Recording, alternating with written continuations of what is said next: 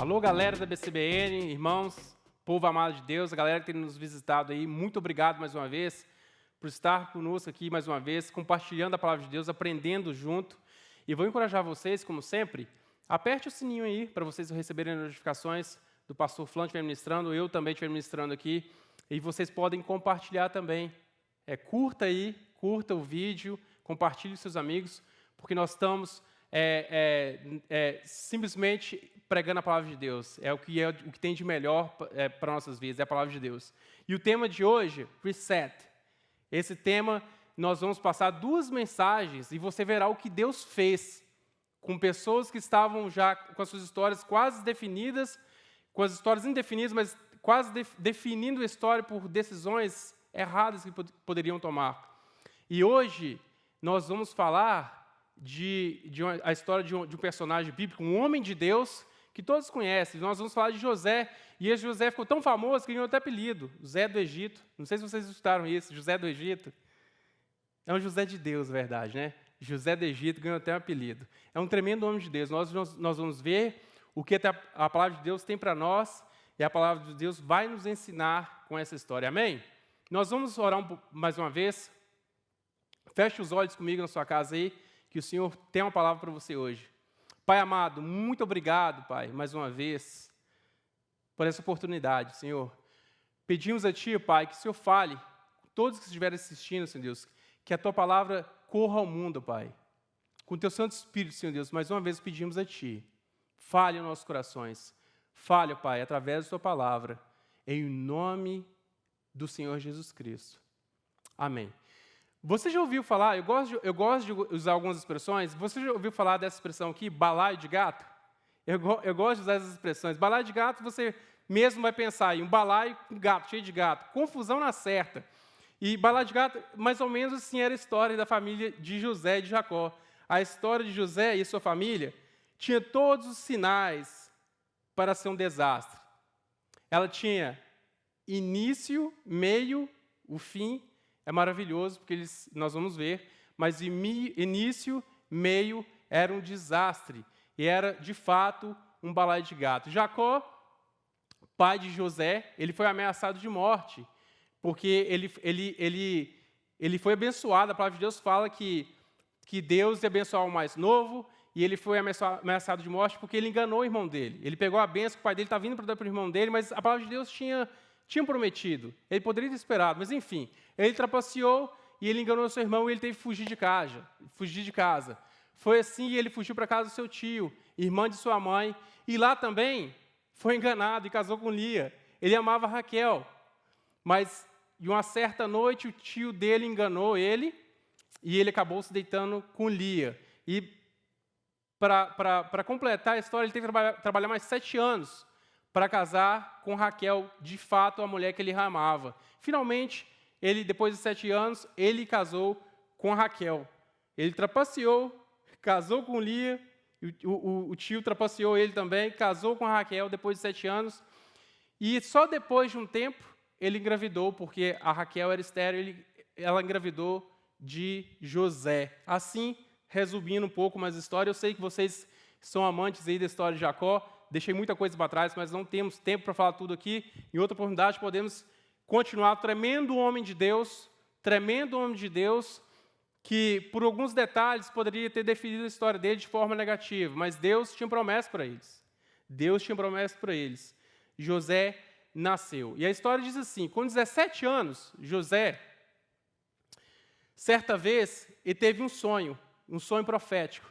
Certa vez, José teve um sonho, e quando contou aos seus irmãos, eles passaram a odiá-lo ainda mais. Eles já tinham raiva dele porque ele era o filho querido dele, filho querido de José, de Jacó. Então, os irmãos deles tinham ciúme deles. E ele assim disse no sonho, ouça o sonho que tive, disse-lhes. Estávamos amarrando os feixes de trigo no campo, quando o meu feixe se levantou e ficou em pé, e os seus feixes se ajuntaram ao redor do meu e se curvaram. Presta atenção nessa palavra, eles se curvaram diante dele. Seus irmãos lhes disseram, então você vai reinar sobre nós? Quer dizer que você vai nos governar? Presta atenção, se você não conhece a história. E odiaram ainda mais por causa do sonho do que tinha dito. Depois José teve outro sonho e o contou aos seus irmãos. Olha, o outro sonho era o seguinte: tive outro sonho, e dessa vez o sol e a lua e 11 estrelas, que significavam seus irmãos, se curvaram diante de mim. Quando o contou ao pai e aos irmãos, o pai o repreendeu e lhe disse: que sonho foi este que você teve? Será que eu, sua mãe e seus irmãos viremos nos curvar diante de ti até o chão, diante de vocês? Assim, seus irmãos tiveram ciúmes dele. Os irmãos deles já tinham ciúmes, odiavam ele, porque ele era o queridinho do pai. Ele era filho da Raquel, quem Jacó amava. Ele e o seu irmão o mais novo. Então, tiveram ciúmes dele. E o pai, no entanto, refletia naquilo. O pai ficou refletindo naqueles sonhos, aquele sonho profético, um sonho estranho. Onde isso? Os irmãos curvando diante dele, prostrando diante dele, mas o pai guardou aquilo. Mas é uma coisa que me chamou a atenção nesse texto, e que acontece com nossas vidas, nós temos que tomar muito cuidado. Tome cuidado para quem você conta os sonhos de Deus para você. Cuidado para quem você conta os sonhos de Deus para você. Os projetos que Deus tem para a sua igreja, os projetos que Deus tem para a sua família, os projetos que Deus tem para a sua empresa, todos os sonhos que Deus te colocou para abençoar o reino de Deus, cuidado para quem você conta. Infelizmente, algumas pessoas não estão preparadas para receber as bênçãos de Deus. E olha o que Jesus diz, vamos um pouquinho lá em Mateus 7, mas depois nós vamos voltar para a história aqui. Olha o que o Senhor disse: não dê o que é sagrado aos cães, nem atire suas pérolas aos porcos. Caso contrário, estes as pisarão, e aqueles, voltando-se contra vocês, a despedaçarão. Olha que texto tão atual. É você tentando colocar algo de Deus para uma pessoa, você tentando ajudar um irmão, um amigo. Olha, isso é de Deus para você. Você tenta, insiste, aquela pessoa continua resistindo. É porque você está jogando o que é sagrado aos cães, dando pérolas aos porcos, e eles pisarão. Não façam isso. Cuidado com os sonhos. Cuidado com os projetos que Deus tem para você. Compartilhe com quem gosta. Compartilhe com quem sonha junto com você. Depois disso, voltando à história, depois disso Jacó mandou José ir até os seus irmãos, porque eles eram os pastores. E José era o garotinho do recado. Vai lá e traga notícia aos seus irmãos. Vê que está pegando com eles lá. E José foi. Mas aí os irmãos dele os viram de longe, e antes que ele chegasse, planejaram matá-lo. Lá vem o sonhador, diziam uns aos outros. E é agora, vamos matá-lo e jogá-lo num desses poços, e diremos que um animal selvagem o devorou. Os irmãos deles não era flor que se cheira. A galera queria pegar José, matar e colocar dentro de um poço e mentir para o seu pai, falando que o animal devorou. Veremos então, disseram eles, veremos o que será dos seus sonhos. Mas eles tinham um plano de matar José. Eles queriam acabar com a vida dele.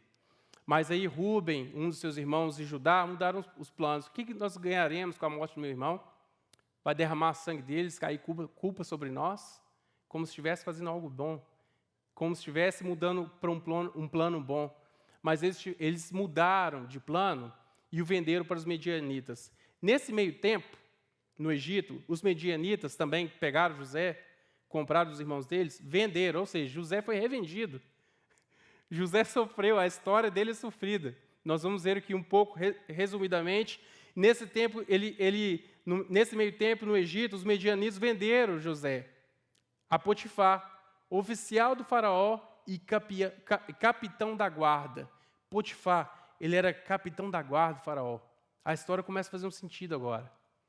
E Deus, a palavra de Deus fala que Deus era com José. Toda a vida conspirando contra ele, mas Deus era com José. E de escravo, ele passou a ser administrador de Potifar. Assim, olha o que Deus fez com José na casa de Potifar. Assim, ele deixou os seus cuidados a José. Tudo que Potifar tinha na sua casa, um homem bem sucedido, da guarda da potência do mundo, de Faraó, deixou os seus cuidados, tudo que tinha na mão de José, e não se preocupava com coisa alguma. Eu acho legal isso aqui, olha, exceto com sua própria comida. Está dizendo o seguinte, ele só preocupava com o que ele ia comer. Tudo estava na mão de José. Só que tinha um probleminha aí que não era um probleminha, era uma boa qualidade. José era atraente e de boa aparência. Lá vem a vida de novo, conspirando contra José. José era atraente, o irmão era bonito. O irmão era boa pinta. Atraente e de boa aparência. Sabe o que aconteceu? A vida de novo, conspirando contra José. Duramente. A mulher de Potifar, dessa mulher aí, desse homem importante de Faraó, a mulher de Potifar tentou agarrá-lo e ele foi preso injustamente. A vida estava deixando marcas em José. A vida estava deixando marcas duras na alma de José. Seus irmãos o venderam. Os seus irmãos o rejeitaram. Simplesmente por ciúme, simplesmente por compartilhar um sonho. Mas, no fato, tinha um plano de Deus por trás disso. Deus estava com José e a vida, mesmo a vida, deixando marcas, Deus estava com ele. E ele foi para a prisão ali injustamente porque a mulher de Potifar tentou agarrá-lo, e a palavra de Deus diz que diariamente ela buscava. E ele corria da face do mal, e aí fica uma lição para nós. Será que nós temos corrido da aparência do mal? E eu não creio que aquela mulher parecia tão mal assim, não. A esposa de Potifar não deveria ser uma jovem feia, deveria ser uma mulher de boa aparência, mas José, ele tinha um temor de Deus, e ele fugia dela. Diariamente, ela buscava, e um belo dia, ela agarrou ele, e ele correu. A palavra de Deus fala que ele correu, literalmente, e uma das suas roupas ficou na mão dela, e ela o acusou injustamente, e esse homem foi para a prisão. De novo, foi preso. E ali ele começou a ter, os prisioneiros começaram a ter sonhos, ele foi interpretando os sonhos, e até que, enfim, um dos copeiros chegou ao Faraó. Faraó teve um sonho que ia ter fome na terra, 7 anos de fome. E ele lembrou, opa, tem um camarada lá que interpreta sonho. Assim, mandou chamar José. José veio até Faraó, e assim se tornou governador do Egito. Agora sim, o rapazinho atraente, bonito, chegou no topo do mundo. No topo do mundo. Governador do Egito. Uau! A potência do mundo. José ali, braço direito de Faraó. Ele chegou, interpretou o sonho, e Faraó, como fez Potifar, confiou tudo a ele, porque Deus era com ele. Deus era com ele. Mas sabe, amados, a história diz que aquele sonho que Faraó teve era um sonho profético. José interpretou aquele sonho e eram sonhos que veriam desgraça sobre a terra. E eram 7 anos de fome, mas a fome ficou ainda mais forte, como dizia o sonho. Olha o que aconteceu. Quando Jacó, voltando à família de José agora, quando Jacó soube no Egito que havia trigo, disse aos seus filhos, por que vocês estão aí olhando uns para os outros? Disse ainda, ouvi dizer que há trigo no Egito. Desçam até lá e comprem trigo para nós, para que possamos continuar vivos e não morramos de fome. Assim, os 10 irmãos de José desceram ao Egito para comprar trigo. Agora a história começa a fazer sentido. Aquele irmãozinho que foi vendido. Aquele irmãozinho que foi vendido e os 10 desceram. Sabe por que é interessante marcar assim, os 10 desceram? Porque o mais jovem ficou, porque tinha deixado marcos, o pai sofria com aquilo. Bom, vocês vão descer, que eu já perdi José, agora vão vocês, que eu não quero perder o mais novo, o irmão de José com a mesma mãe. E assim desceram os 10 atrás de comida. Chegando lá, José era governador do Egito. José era governador do Egito e era ele quem vendia o trigo. Coincidentemente, ele vendia o trigo a todo o povo da terra. Por isso, quando os irmãos de José chegaram, o que aconteceu no sonho? O que aconteceu no sonho de José? Curvaram-se diante dele com o rosto em terra. José reconheceu os seus irmãos logo que os viu, mas agiu como se não os conhecesse. E lhes falou asperamente, de onde vocês vêm? Responderam eles, da terra de Canaã, para comprar comida. Olha, José reconheceu seus irmãos, mas fingiu que não reconheceu. Ele falou asperamente para eles. Ali começa um conflito. José fala com eles, vocês vieram espiar a terra. Eles, não, nós viemos da terra de Canaã para comprar comida somente, por causa da fome. Não, vocês vieram para espiar, para ver nossa fraqueza e nos atacar. E ficou aquele jogo ali, aquele bate-boca, e eles falam, os irmãos dele, olha, nós viemos de fato comprar comida. E eles ficaram retidos por 3 dias. O sonho de Deus para José se realizou. Aí chegou o quê? A hora da vingança chegou. Eu fiquei pensando, aquele sonho se realizou, tudo fazendo sentido, os irmãos entregaram ele, venderam, foi revendido, foi preso, foi solto, chegou no poder do Egito, e os seus irmãos chegaram o quê? Se prostraram a ele, como no sonho. A hora da vingança chegou. Será que José, ele teve a tentação de vingar? Será que ele pensou em vingar os irmãos deles? José era humano. Você aí, na situação de José, as pessoas, pode ser que na história de sua vida, algumas pessoas te fizeram mal. Posso quase afirmar que todos passam por isso. Eu já passei. Nessa posição de José, será que para você seria a hora da vingança chegou? Agora é minha vez de mostrar para eles que o meu sonho era real, de mostrar para eles que eles tinham que se prostrar diante de mim? Mas deixa eu te falar uma coisa, o desejo de vingança impede o perdão, isso é sério. Você pode não ter vingado, mas o desejo de vingar impede o perdão, isso é sério. Deus estava com José todo o tempo. Deus estava com José. Aonde a mão dele estava, prosperava. O desejo de vingança impede o perdão. Temos que tomar cuidado. Mas a segunda vez que seus irmãos foram para o Egito, José armou para eles. Olha só o que José fez. José deu as seguintes ordens ao administrador de sua casa.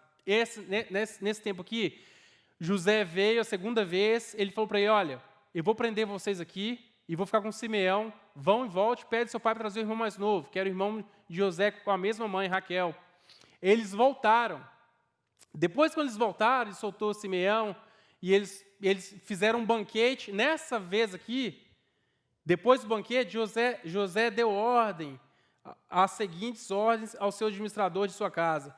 Enche as bagagens desses homens com todo o mantimento que puderem carregar e coloque a prata de cada um na boca da sua bagagem. Depois coloque a minha taça, preste atenção, a taça de prata. José começa já a armar para os seus irmãos. A taça de prata na boca da bagagem do caçula, do mais novo, junto com a prata, paga pelo trigo, que eles pagavam pelo mantimento, pela comida que o pai deles ordenaram buscar. E ele fez tudo conforme as ordens de José. Olha só, a vingança atrapalha o perdão. Será que José não foi tentado vingar? Ele começou a fazer um joguinho. Olha, agora é o seguinte, vai lá, pediu o trabalhador dele, põe minha taça de prata na bolsa do mais jovem, para que eles vejam, para ver se ligam, ver se eles caem em si. E a taça estava com o mais jovem, e ele teria que ficar no lugar dele. Ele teria que ficar, porque eles falavam o seguinte, não, senhor, quando o trabalhador foi, o encarregado foi, e falou assim, olha, vocês pegaram a taça do meu senhor. Não. Se tivermos pegado, quem pegou vai ficar. Malandramente, José colocou dentro do mais moço.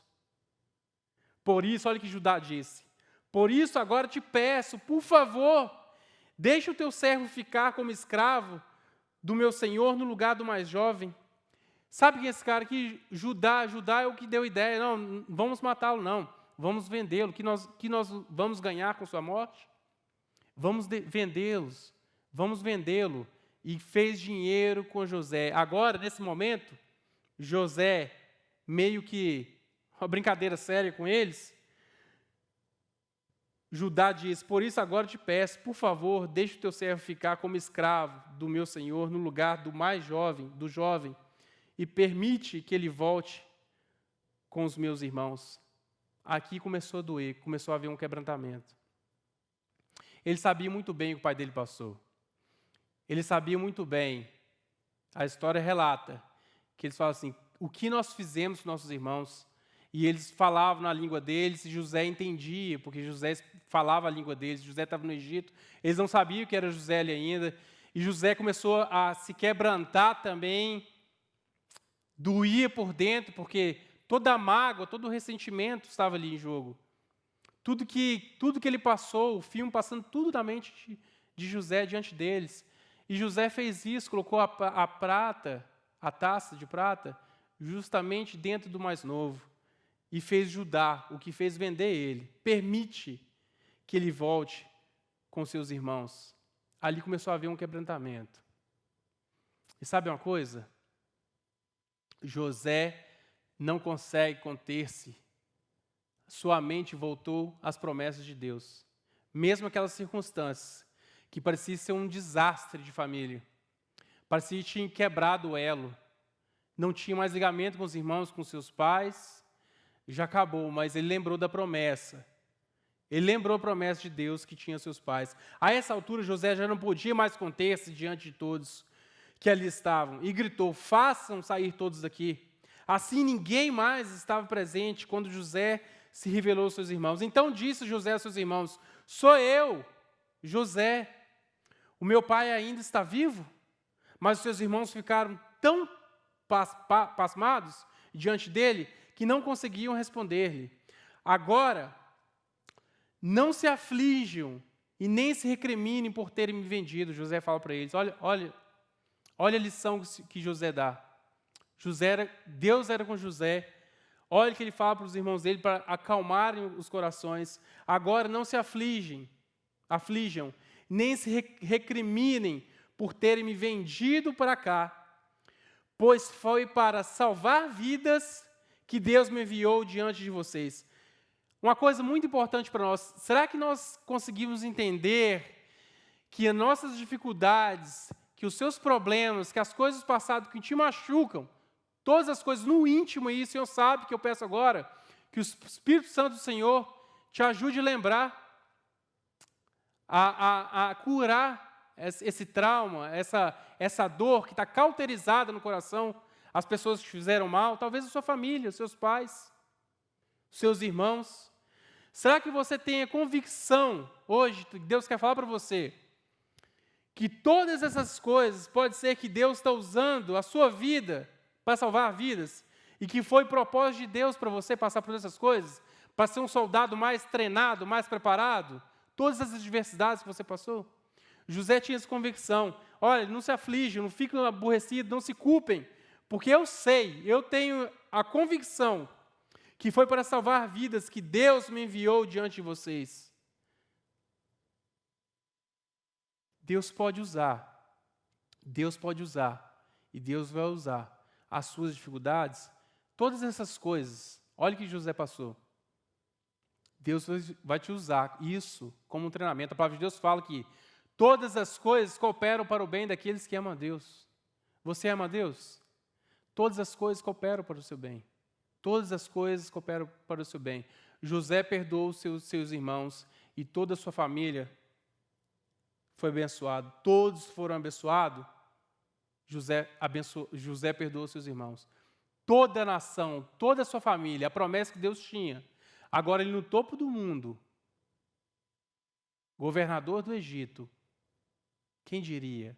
Aquele moço vendido. Todos, até o povo do Egito, foi abençoado. Todos foram abençoados. Sabe o que isso quer dizer, amados? Eu quero que vocês pensem muito com carinho agora que eu vou dizer.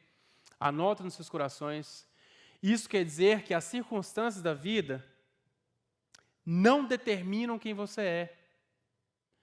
As circunstâncias da vida, os tombos da vida, os insultos da vida, as humilhações que você enfrentou da vida, as rejeições, os insultos, tudo que você passou na vida de ruim, Essas circunstâncias não determinam quem você é em Deus.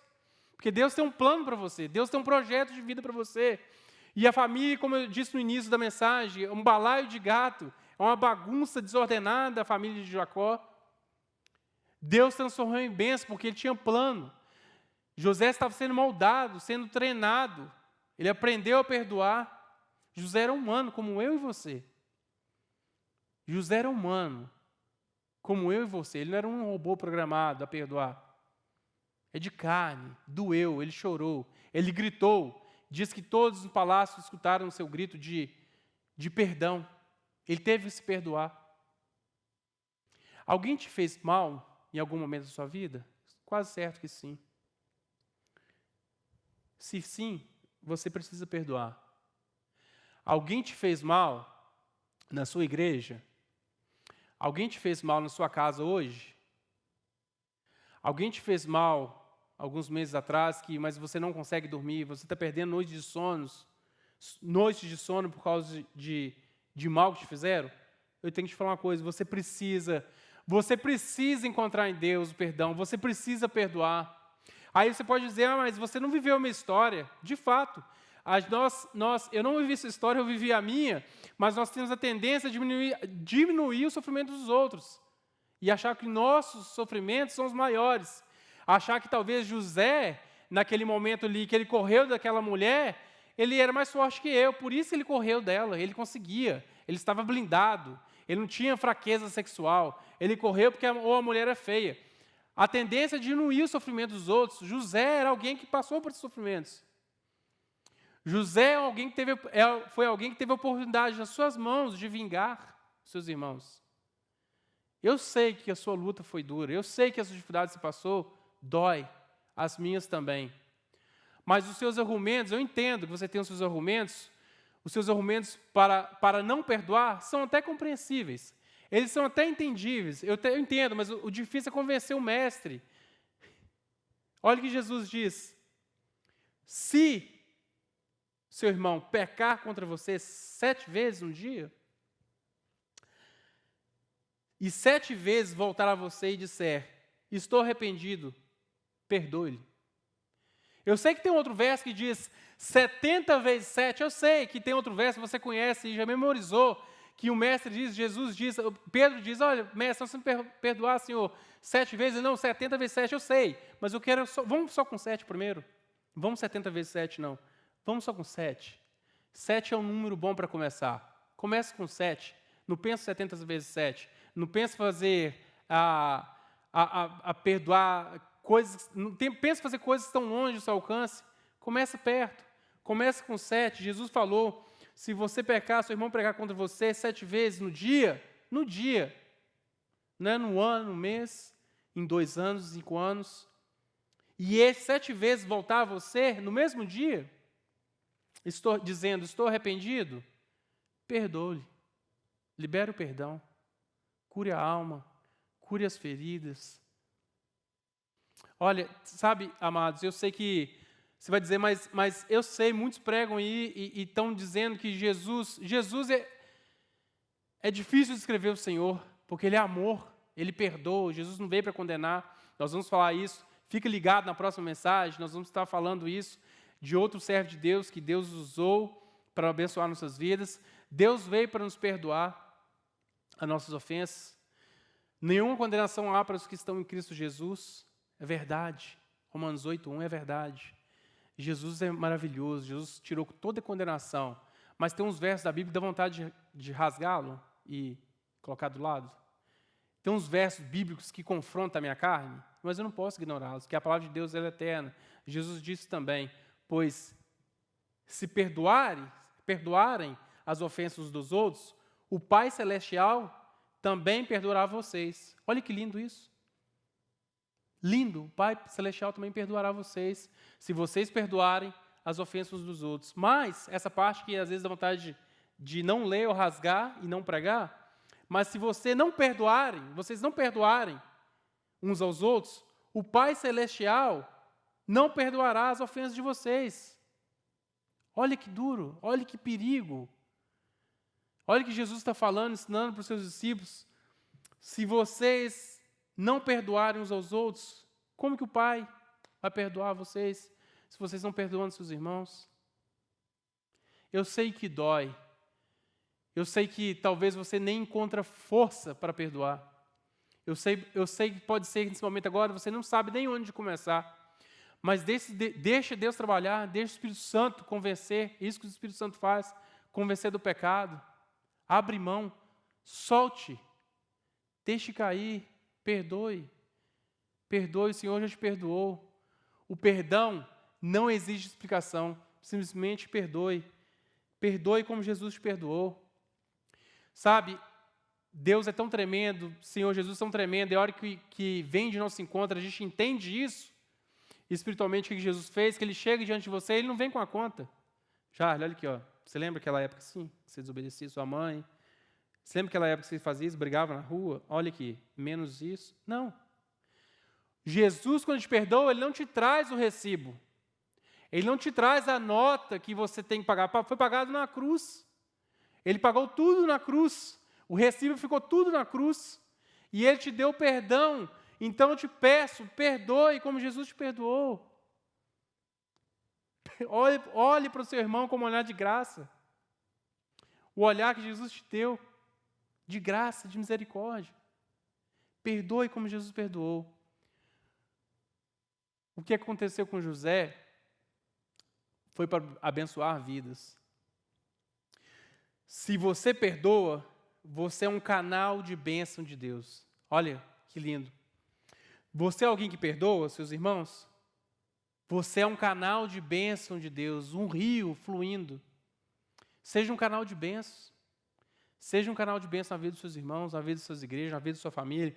Que às vezes o mais difícil é conviver com a prática de não perdoar, é dentro de casa, que já está na comodidade, já conviveu com tantos insultos e desavenças como a família deles. Família bíblica. Não estou falando da sua, mas talvez você passe por isso.